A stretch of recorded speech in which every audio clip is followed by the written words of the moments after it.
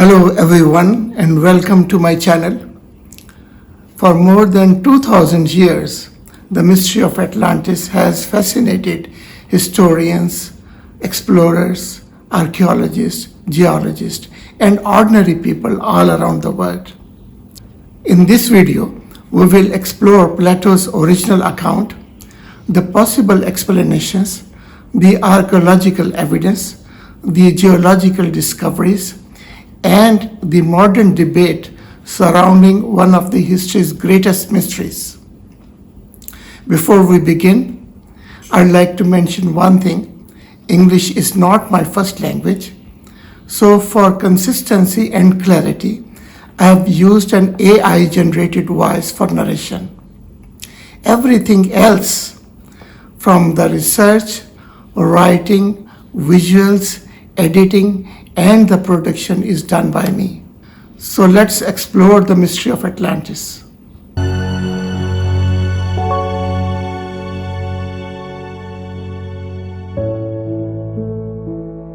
A civilization rich in gold and silver.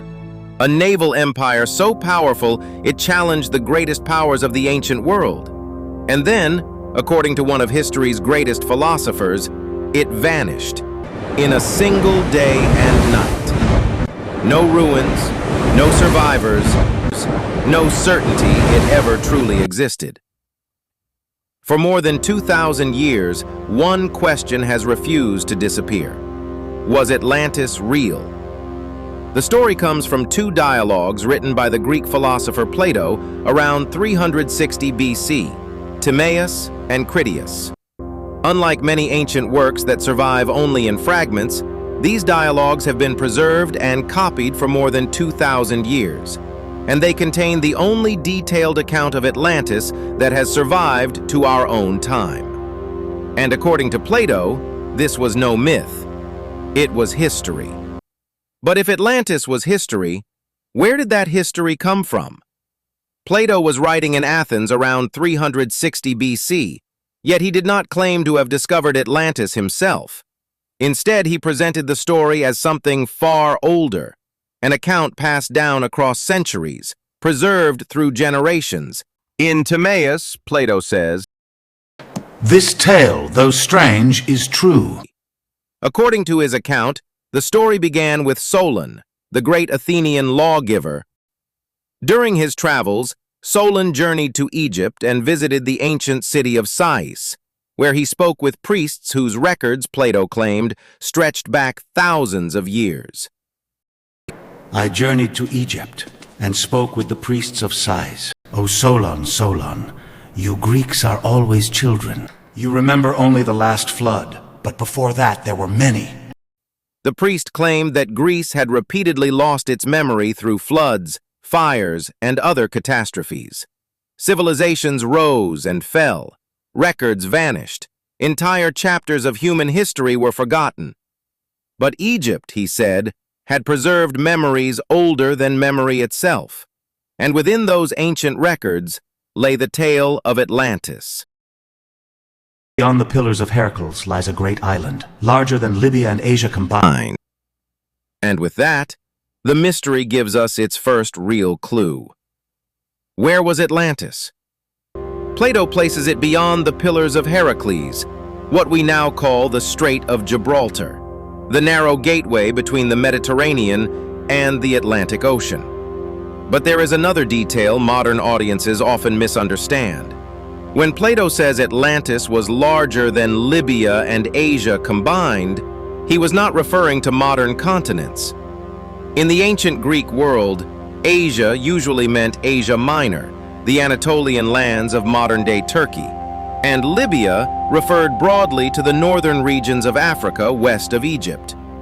And then comes the second clue. Plato does not describe Atlantis vaguely, he describes it in detail, extraordinary detail. Canals, harbors, kings, walls, temples, naval fleets, even measurements. Too much detail for a story that may never have existed. They dug out canals 100 feet in width. Plato describes concentric rings of land and water, surrounding the capital of Atlantis, a city built with astonishing symmetry. Till the entire circuit of the wall they covered with a coating of brass, while the inner wall flashed with the red light of orichalcum. Orichalcum, a metal now lost to history, or perhaps a metal never fully understood. Ancient writers spoke of it almost like gold, rare, valuable, almost legendary. And once again, the mystery deepens, because details like these feel strangely specific, not like fragments of legend, but fragments of memory. And then, there is another remarkable detail: the destruction itself. According to Plato, Atlantis did not disappear slowly. It was not abandoned over centuries. It vanished in a single day and night. In a single day and night of misfortune. A sudden catastrophe, powerful enough to destroy an entire civilization. And then comes the fourth clue, the strangest one yet. Our records tell that the destruction of Atlantis occurred 9,000 years before the time of Solon. 9,000 years before Solon. Approximately 11,600 years before our own time. Before classical Greece, before Rome, thousands of years before the pyramids of Egypt. If Plato's timeline is taken seriously, Atlantis does not belong to the ancient world. It belongs to prehistory. A world at the end of the last ice age. A world of vast glaciers, lower sea levels, and coastlines very different from those we know today. Which raises a difficult question. Could Plato's story preserve the memory of a world that no longer exists?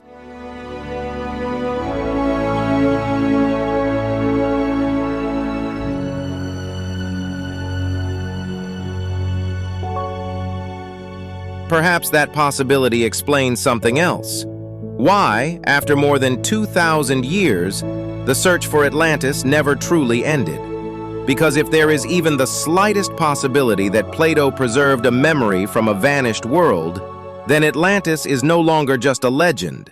It becomes a mystery, and for centuries, people have tried to solve it. Explorers, historians, mystics, archaeologists, each generation proposing a different answer, each attempting to solve the same puzzle. And among the many theories, one begins not with a lost city, but with a real geological process, the Ice Age flooding theory. Around 11,600 years ago, the last ice age was coming to an end. Massive glaciers began to melt, and sea levels slowly rose. Not by a few feet, but by hundreds of feet over thousands of years. Entire coastlines vanished. River valleys became seabeds. Ancient landscapes disappeared beneath the waves. Today, archaeologists know that many early human communities settled near rivers and coastlines, precisely the regions most vulnerable to rising seas. And around the world, evidence of these lost landscapes continues to emerge.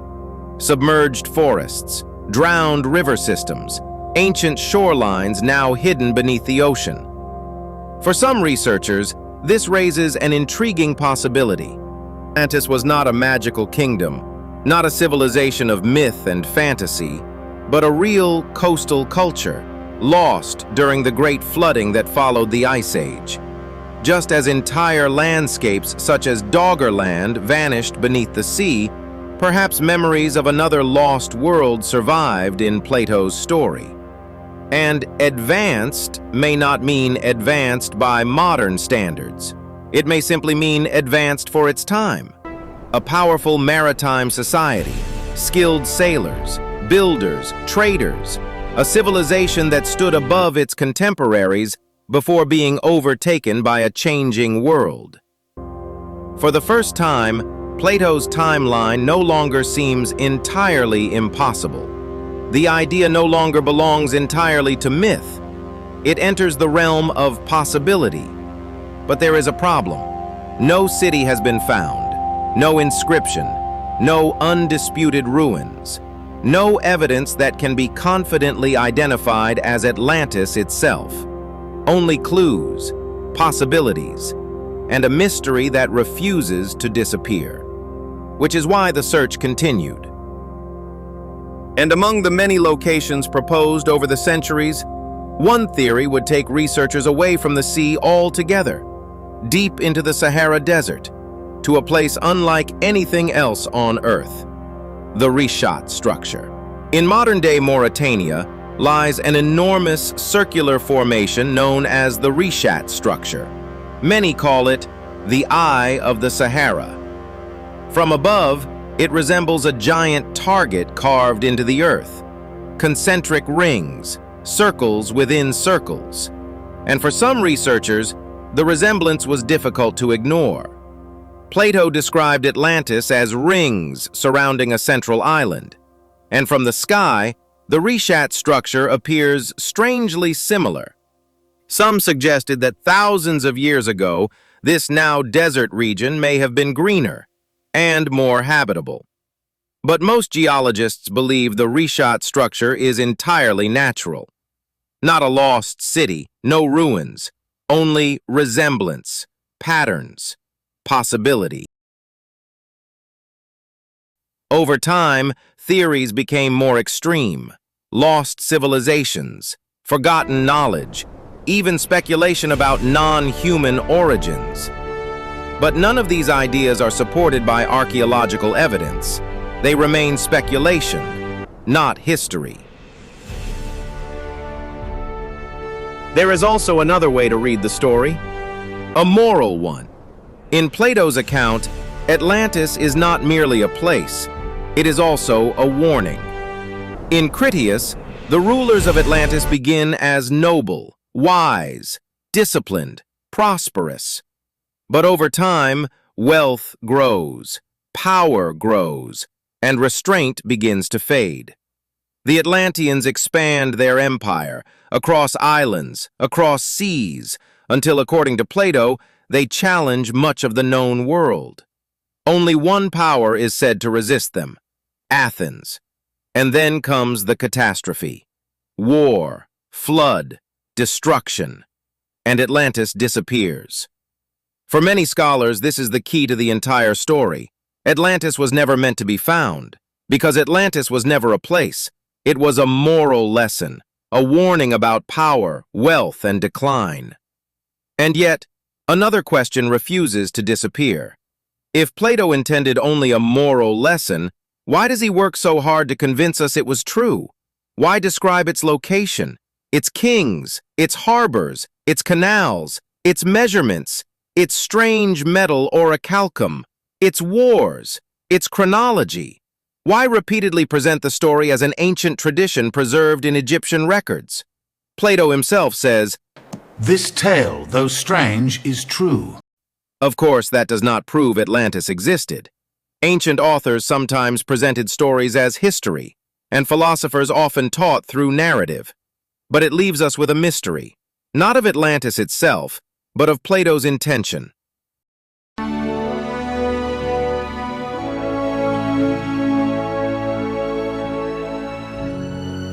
In recent decades, another puzzle has captured the attention of researchers. Around 12,800 years ago, the Earth suddenly entered a period of renewed cold. Temperatures fell, glaciers advanced, and for more than 1,000 years, the climate changed dramatically. Scientists call this period the Younger Dryas. Then, around 11,600 years ago, the cold ended abruptly. The climate warmed, the ice sheets retreated, sea levels rose, and over time, entire coastlines disappeared beneath the sea. A date strangely close to Plato's chronology. Coincidence? Or something more? In recent decades, some researchers have proposed an alternative explanation for these events, one that remains highly controversial: the Younger Dryas Impact Hypothesis. Supporters suggest that fragments of a giant comet may have struck the Earth around 12,800 years ago, triggering a period of sudden climatic change. Over the past 2 decades, dozens of peer-reviewed studies have examined this possibility. The debate continues. Among those who believe these ancient catastrophes may preserve memories of a forgotten past, few voices have become more influential than Graham Hancock. To Hancock, myths are not merely fantasies. They may be memories, stories passed from one generation to another, preserving fragments of events long forgotten by history. As Hancock often asks, what better way to preserve ancient knowledge than through myth? Because myths survive. Long after cities disappear, long after civilizations vanish, and long after written records are lost. For this reason, he argues that ancient traditions deserve to be examined carefully, not dismissed, but studied. Hancock proposes that fragments of a giant comet struck the Earth around 12,800 years ago, triggering the Younger Dryas, a sudden return to much colder conditions near the end of the Ice Age. He further suggests that additional encounters with comet fragments may have occurred around 11,600 years ago, coinciding with the abrupt warming that followed, the retreat of the great ice sheets, and the flooding of vast coastal landscapes. Perhaps, he suggests, Plato's story of Atlantis preserved a memory of real catastrophes experienced by our distant ancestors. Not a precise historical record, but an echo of a world humanity never forgot. To support his theory, Hancock points to three clues. First, evidence associated with the Younger Dryas Impact Hypothesis. Layers of burned material, platinum anomalies, nanodiamonds. Signs that some researchers argue indicate extraordinary temperatures and catastrophic events. Second, ancient traditions. Hancock believes stories such as the Egyptian Tepe, the first time, may preserve memories of a forgotten age. An age whose chronology, he argues, is intriguingly close to Plato's timeline. And third, Göbekli Tepe, a remarkable archaeological site in modern Turkey dating to around 11,600 years ago. Its massive stone pillars transformed our understanding of prehistory. But to Hancock, Göbekli Tepe represents something even more profound. Not the birth of civilization, but its rebirth. He proposes that survivors of an earlier catastrophe, a lost seed civilization, passed their knowledge to later generations, and that traces of those memories survived in myths, in traditions, and perhaps in Plato's story of Atlantis. To Hancock, the evidence is not found in a single lost city. It is found in patterns, in myths, in ancient traditions, in monuments, in the sudden appearance of knowledge after the Ice Age, what he calls the fingerprints of the gods. Not direct proof, but clues, fragments, footprints, left behind by a forgotten civilization. According to Hancock, Atlantis is not the evidence. It is one of the footprints, one fragment of a much larger story, a story whose traces, he believes, can still be found across the ancient world. Hancock is not alone in these ideas. Researcher Randall Carlson approaches the mystery from a different direction, not through myths, but through geology. He takes the discussion one step further. If Atlantis was a real place, where might it have been? Carlson argues that one location deserves particular attention: the Azores Plateau, a vast submarine plateau in the middle of the Atlantic Ocean. According to Carlson, few proposed locations match Plato's description as closely as the Azores Plateau. Its position is beyond the Pillars of Heracles, its location in the Atlantic, and the possibility that parts of it may have stood above sea level during the Ice Age. Carlson also points to the geology of the region. He argues that the Azores lie along the mid-Atlantic ridge, a major tectonic and volcanic hinge zone. In his view, the immense weight of the Ice Age ice sheets altered the balance of the Earth's crust. As that balance changed, regions such as the Azores may have experienced dramatic vertical movements. If a large island complex once existed there, Carlson suggests that parts of it could have subsided rapidly, perhaps by thousands of feet. But not everyone agrees. Many archaeologists argue that the evidence does not support the existence of a lost Ice Age civilization. Among the most prominent voices is archaeologist Flint Dibble. Dibble agrees that the end of the Ice Age brought dramatic environmental change, but he argues that archaeology has uncovered no evidence for an advanced civilization that disappeared around 11,600 years ago. No cities, no metallurgy, no writing, no material culture consistent with such a civilization. According to Dibble, Göbekli Tepe does not represent the survivors of a lost civilization. It represents the remarkable achievements of the hunter-gatherers who built it. And the debate between Graham Hancock and Flint Dibble has brought these competing interpretations to millions of people. Carlson's geological hypothesis has also been challenged. While geologists recognize that the Earth's crust responds to the loading and melting of massive ice sheets, most do not accept that the Azores Plateau underwent a rapid subsidence of thousands of feet at the end of the Ice Age. For many researchers, the available geological evidence does not support such a dramatic sinking. One side argues that myths preserve memories of a forgotten civilization.